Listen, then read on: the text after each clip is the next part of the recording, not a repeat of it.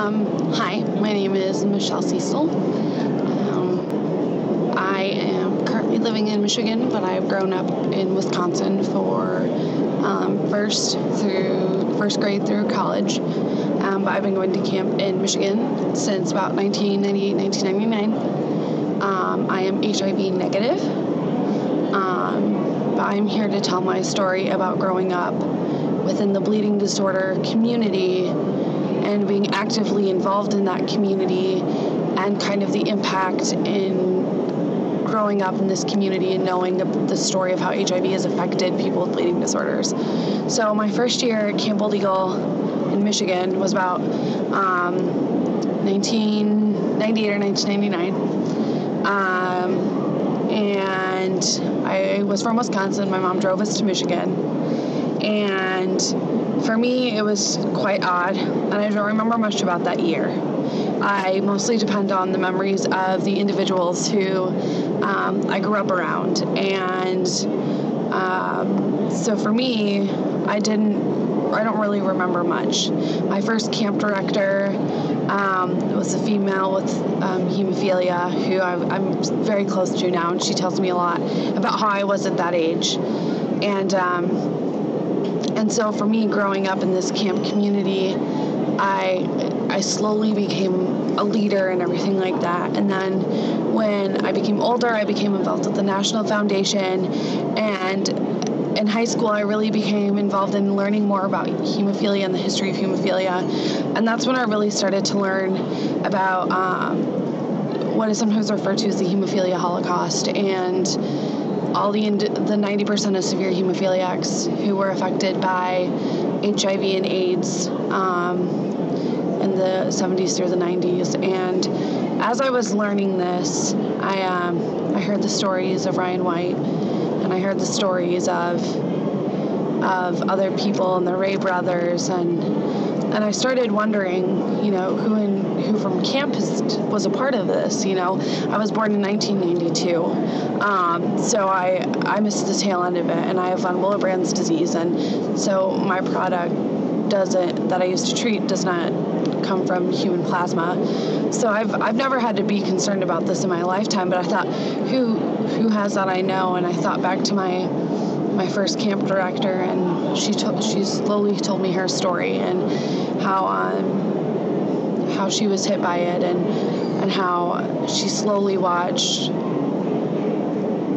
when she was camp director, her co-camp director succumb to AIDS, and his name was Christopher Althouse. And I don't remember much about Christopher. I actually don't have any memories of him at all, but the legacy that he left at our camp is almost overwhelming to me. Him and his co-camp director, who I'm very close to right now, they kept our Camp Old Eagle going. They kept it alive when an entire generation was dying in front of them.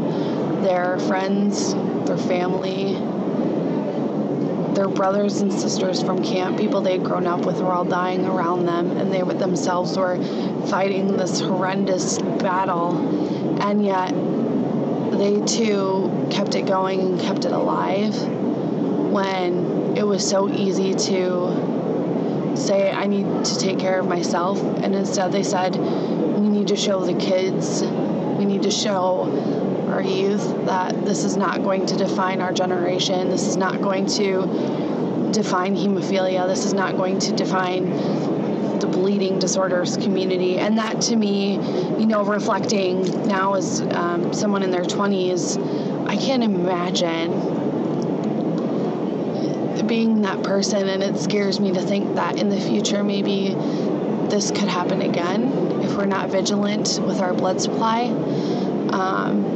It's absolutely devastating to me that there's so many mentors and friends and leaders in this community that were taken from us far earlier than they should have been. And it's, someone who wasn't affected by it, it's hard to put in words, as someone who is not HIV positive, but my biggest mentor, my biggest friend has it, and it's devastating to think that one day they won't be around because of something they had to take to be better and to live a normal life, and that they had to watch half of their family die from this, and an entire community had to suffer this horrible indignation and this horrible status of having this thing that they couldn't control, and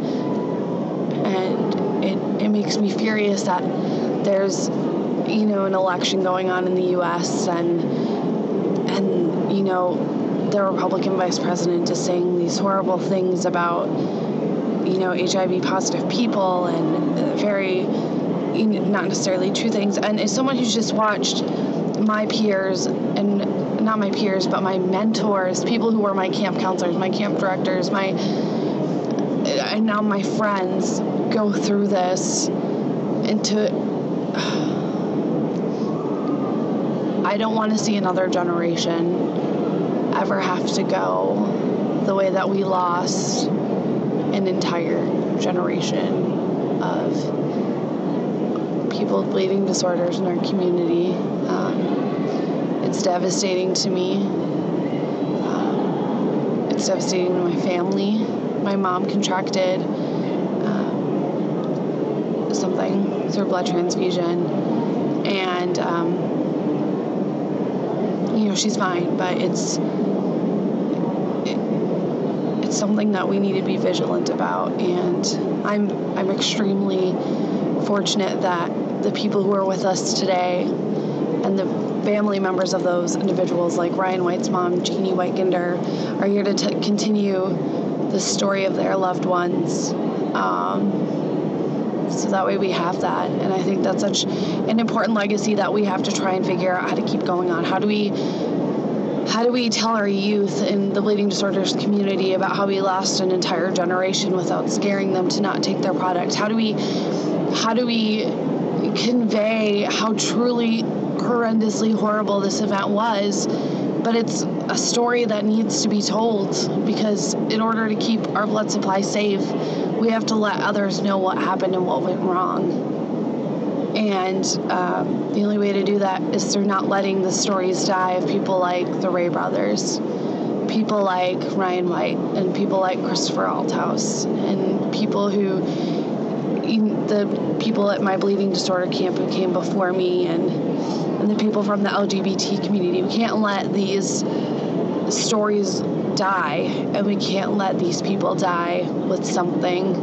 HIV didn't beat them. AIDS did not beat them.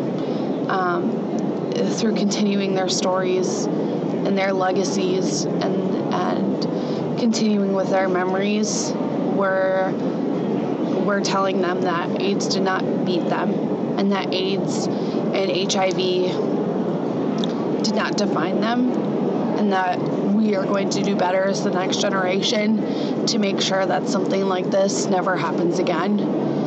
And I'm going to do my best to not let their stories die and to keep their memory going, so that we never have to go through another loss of an entire generation ever again. So thank you for listening to my ramblings. I hope they made sense. And my name is Michelle Cecil, and that's my story.